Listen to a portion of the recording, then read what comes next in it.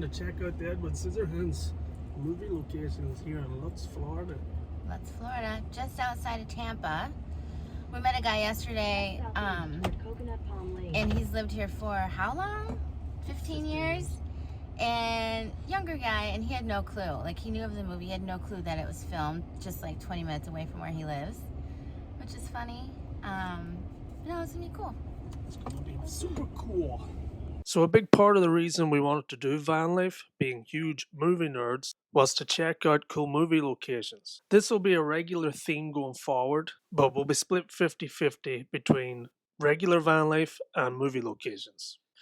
But mainly regular Vanlife. This is our first movie location and we're pretty nervous. I'm nervous. Me too. There's so many people home, like, I thought, okay, then maybe they'll be at work or something, but they're all here.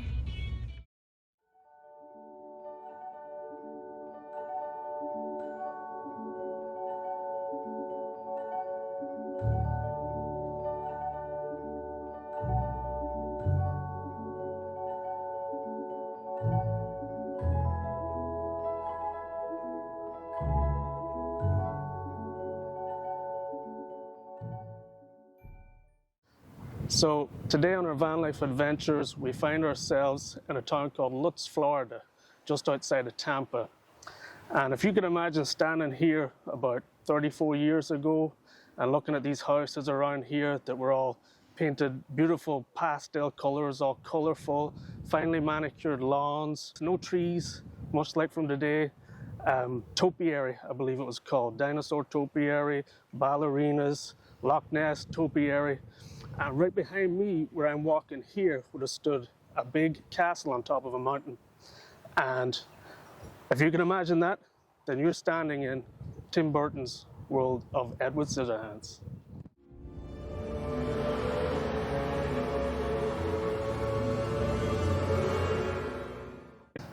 This movie is very nostalgic for me personally, but the start of it, it really did scare the bejesus out of me as a 5 or 6-year-old kid.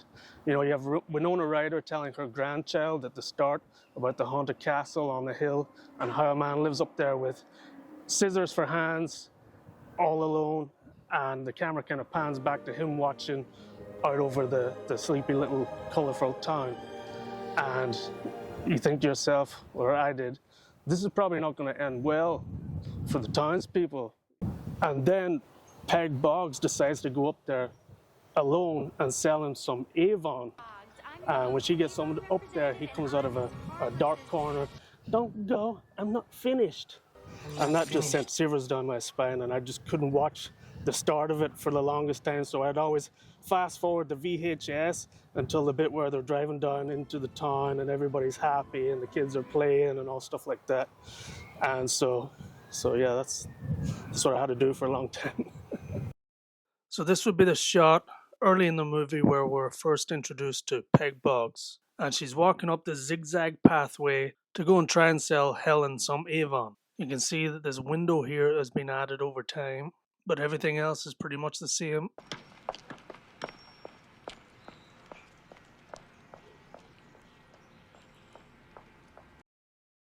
And this would be the spot right here, or the camera angle roughly, of where Edward first steps out of the car to go to the Boggs house across the lawn. This is when Peg first brought him down from the castle. This is him being introduced to their house.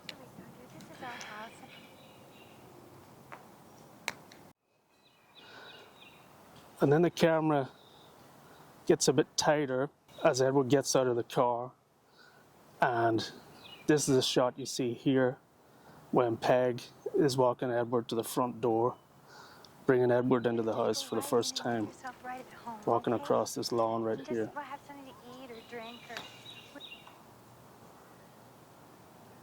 No, I tried to knock on the door. There is people living here. There was no answer, so I don't want to get too invasive over the fence, but I'm just going to try and get the camera over a little bit and see, you know, just to show you the backyard and see if we can line up or see some shots. So much of the movie takes place here in the backyard.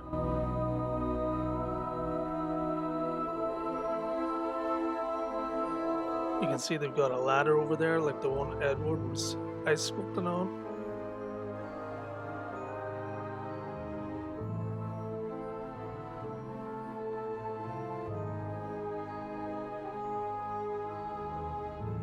It all took place right here in this backyard. Pay close attention to those electric boxes on the wall there for this next clip.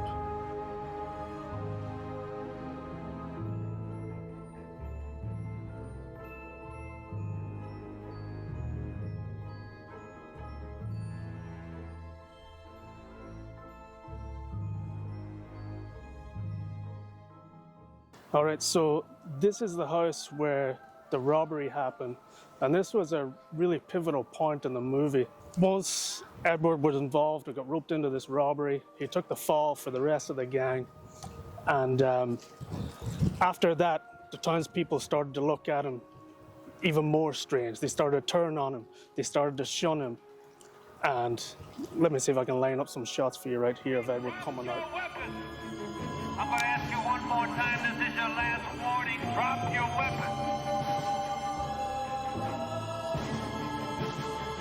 If you fail to do so, we'll have to open fire. Yeah, Edward really came out right there with his hands up, and the police are saying, "Drop your weapon, drop your weapon." And then the women came running up, and those are his hands. Those are his hands. They're not weapons. They're his hands. Those are his hands. Those aren't weapons. Those are his hands. Right there, Edward Scissorhands, Johnny Depp. After the robbery, Edward is cutting an ice sculpture in the backyard, and you know, Winona Ryder's dancing in the snowflakes and all that, and Jim turns up and says, "Hey," and at that point, Edward accidentally swipes Kim's hand. Hey! Jim thinks he's done it on purpose, so he, pushes him around. Who the hell do you think you are? You've been hanging around here anyway, huh? And bullies him out of the backyard and tells him to go, freak. Get the hell out! Go, freak! And it's here, you see Edward come out of these gates. It's Alan Arkin, the Boggs, Mr. Boggs is on the roof, and he's stapling like fake snow to the roof. And he said, "Hey Edward, where are you going?" And the camera kind of looks down from that point as Edward comes through the gap here and takes off running down the street right here. Hey, Edward, where are you going?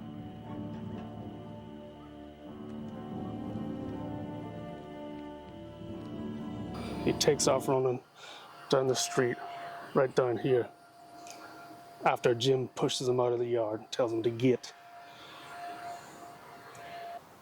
So it would have been in this window right here where Edward and Kim shared an embrace after he got back from his little rampage.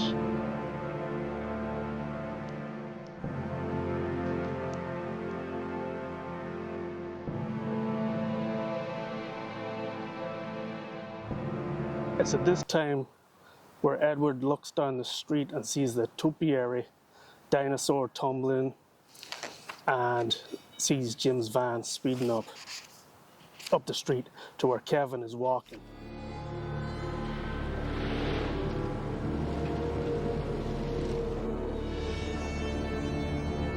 So Edward runs outside right here. Kevin. Comes across the lawn, and Edward would have been walking, or not Edward, Kevin would have been walking kind of right here. And Edward Scissorhands ran over the road and rescued him from getting run over. Kind of right about here. Now, when he rescues Kevin, he's fussing over him because he wants to know if he's okay. He doesn't realize he's cutting him. So the townspeople all run over and think Edward is attacking Kevin, but he's not. He just rescued him from getting run over. And then Jim arrives, or gets out of his van, and he comes over and slams Edward to the ground right here. And Edward, he goes to hit Edward again. Edward stops him and cuts him. This is the first time you see Edward stand up for himself.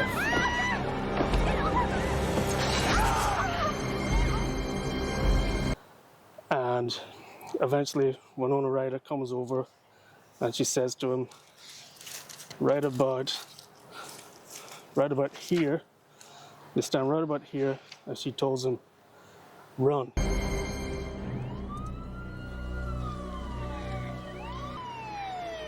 Run. And so Edward takes off down the street towards the cul-de-sac, towards his castle. Right where Rose is standing there, just behind her on the grass, Edward breaks free of the crowd and takes off running.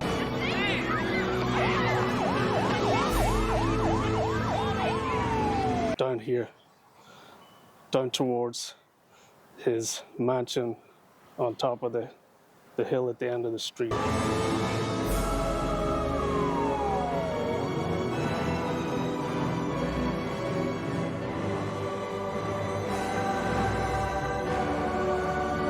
He runs right down here, and you can see kind of an aerial or a crane shot it would have been at that time. Now, none of these trees were here back then. These trees have had 34 years to grow, so it was there was barely anything here. The neighborhood was still fairly new and very clean, and yeah, not much foliage at all.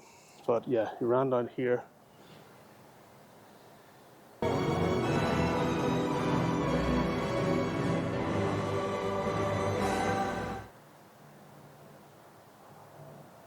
And this, right where our van is, would have been the gateway to the castle.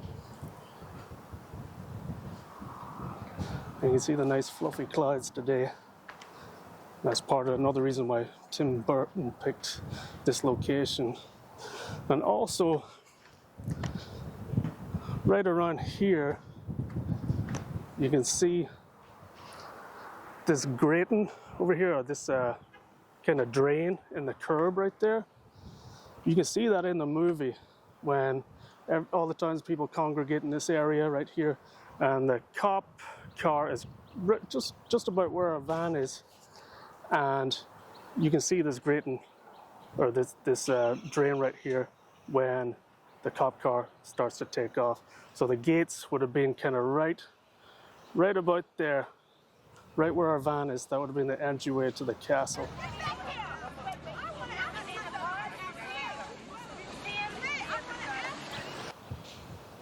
Let's go to the mall.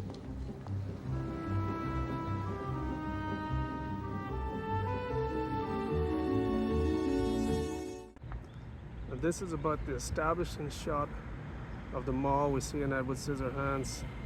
Still here today. Looks pretty similar. Pretty cool. So we're here at the Southgate Mall. About halfway through the movie, Edward is brought here, and he stands right around here, and he sees Kim and Jim being all lovey-dovey, just right down there.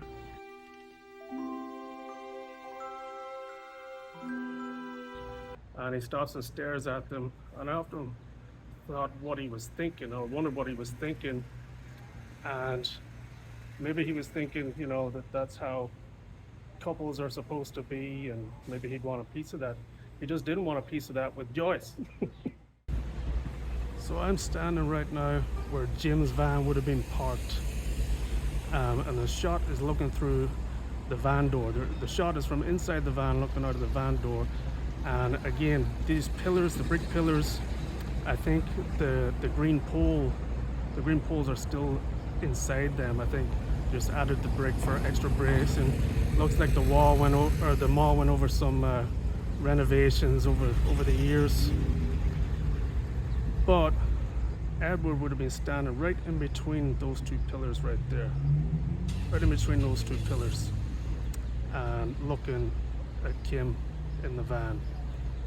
And you can see the corner of the building at the top, and you'll notice in the actual movie shot, you can see the corner of the building also. So that's where he would have been watching Kim, here at the Southgate Mall, right there, and then the van door closes.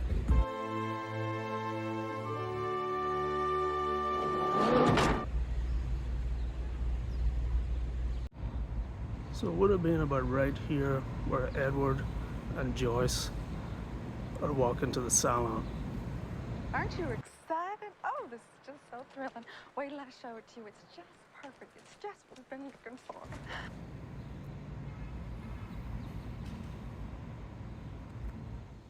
So right down here is where the salon itself would have been.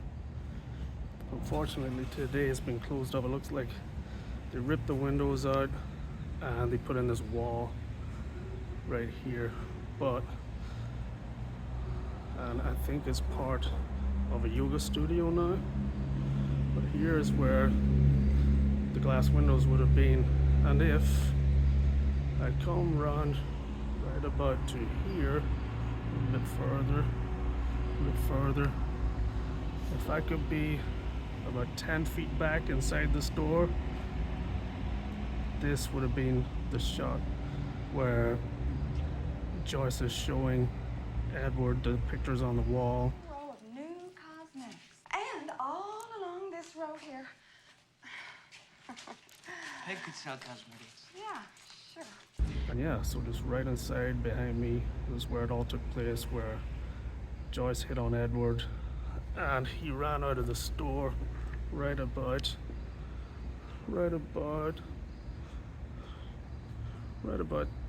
there in the center.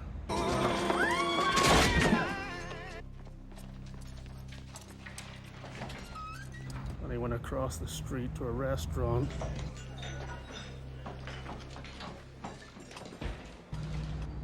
to meet the Boggs. Unfortunately, that restaurant is not here today, so we can't line that up, but yeah.